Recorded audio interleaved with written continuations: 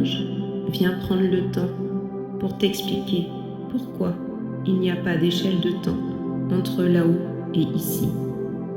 Parce que là-haut, on parle plutôt d'un plan d'énergie, de conscience, pas d'un monde soumis aux mêmes règles physiques que nous. Ici, sur Terre, le temps est linéaire. On parle plutôt de passé, de présent et également de futur. On vit dans la matière avec un corps, des cycles, des jours, mais également des heures. Là-haut, le temps serait plutôt perçu comme un présent élargi. Tout est vibration, information, mais également potentiel. C'est pour ça qu'en médiumnité, les ressentis peuvent arriver en avance, en retard, mais également on peut mélanger plusieurs périodes. C'est aussi pour ça que les guidances donnent parfois une direction très juste, mais pas toujours une date exacte.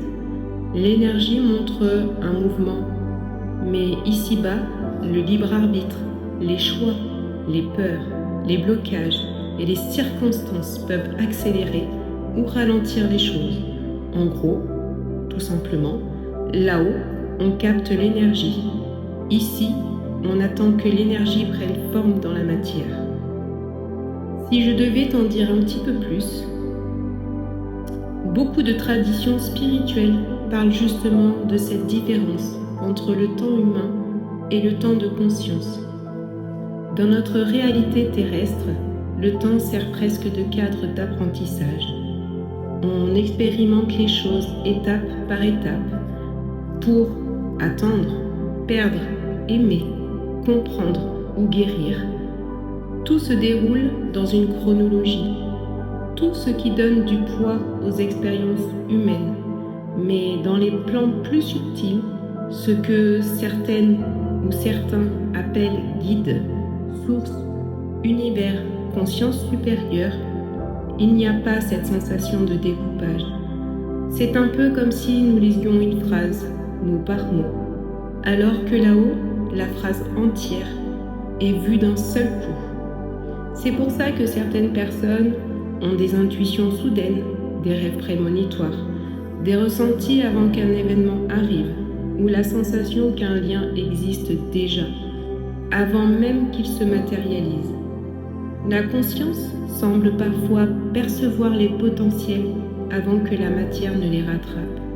Beaucoup de médiums décrivent aussi le fait que une minute émotionnelle ici peut sembler énorme, alors qu'énergétiquement, certaines choses sont déjà réglées ou comprises.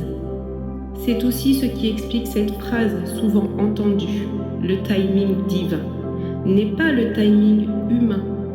Non, pas dans un sens magique où tout serait écrit, mais parce que nous vivons les choses dans la densité, avec nos émotions, nos peurs, nos choix, alors qu'un plan plus élevé percevrait surtout les trajectoires possibles.